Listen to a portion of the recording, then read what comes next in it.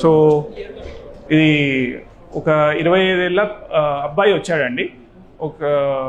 వచ్చినప్పుడు ఏంటంటే తనకి 2 నెలల నుంచి కడుపు నొప్పి, కొంచెం తినంగానే కడుపు ఉబ్బరంగా ఉండడము, అలాగే వీపులో నొప్పి అలా వచ్చింది.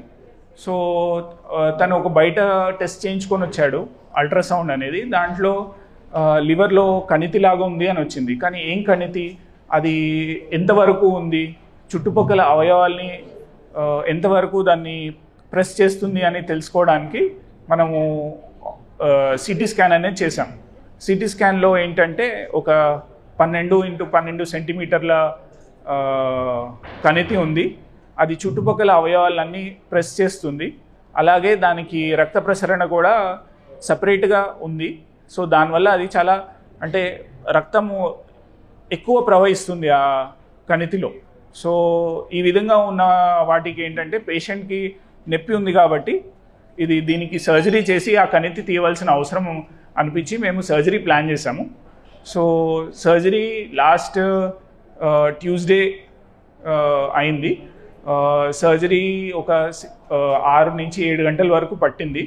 అండ్ బ్లడ్ లాస్ అయితే అంత ఎక్కువ కాలేదు. అండ్ పేషెంట్కి బ్లడ్ ట్రాన్స్ఫ్యూషన్ కూడా ఏమి ఇవ్వలేదు. మనం పేషెంట్ని ఒక 1 డే ఐసీయూలో పెట్టి తర్వాత వార్డ్కి షిఫ్ట్ చేశాము. అండ్ ఇప్పుడు పేషెంట్ ఇంటికి వెళ్ళడానికి రెడీగా ఉన్నాడు. అది ఆలివ్ హాస్పిటల్లో అన్ని సౌకర్యాలు ఉన్నాయి. And we have the best critical care team. And also the anaesthesia team is very good. And the nursing care is also up to the mark, and it is well equipped to carry out all the procedures. Here what I feel is the only thing is we don't have a license for transplant. That's the only thing we are not doing in Olive. Otherwise we are doing all the other complicated surgeries. My name is Mohammad Altaf, and I did the operation in Olive Hospital. और olive hospital में जो है सो liver का, gall bladder का, दोनों का operation था. Good, अच्छा करे operation Radha Krishna sir olive hospital में. और कॉस्ट भी अच्छा नॉर्मल है दूसरे हॉस्पिटल से कंपेयर करें तो. दूसरे हॉस्पिटल्स में भी जाके मालूम करा था मैं, अच्छा है, ट्रीटमेंट भी अच्छा मिलता बोल के मालूम हुआ. तो ठीक है बोल के यहाँ पे करे, अच्छा है, रिकवरी भी अच्छा हो गया, फास्ट हो गया रिकवरी अब तक. हाँ, हैदराबाद है, तापुर.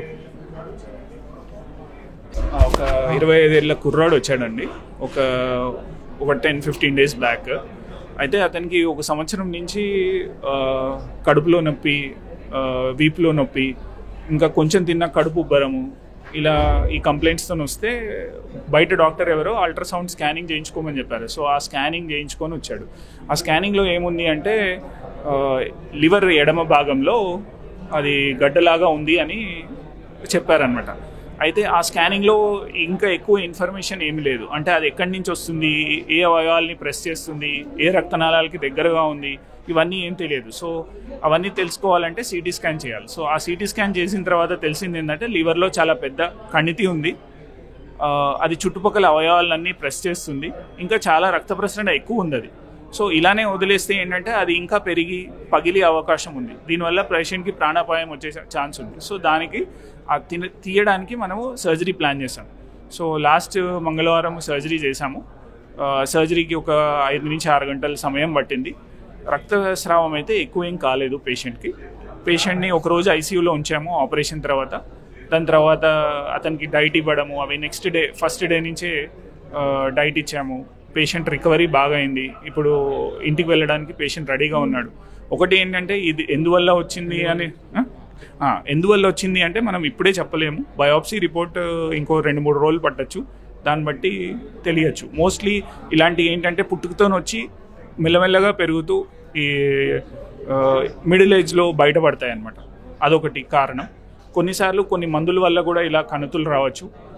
లివర్ చెడిపోతే దాంట్లో క్యాన్సర్ లాగా రావచ్చు. కానీ ఈ బాబుకి అలా లేదు. ఎందుకంటే యంగ్ పేషెంట్, కొంతమందికి మందు తాగిన తర్వాత లివర్ చెడిపోయి సిర్రోసిస్ వచ్చి దాంట్లో కణితులు ఏర్పడడం అనేది సహజం.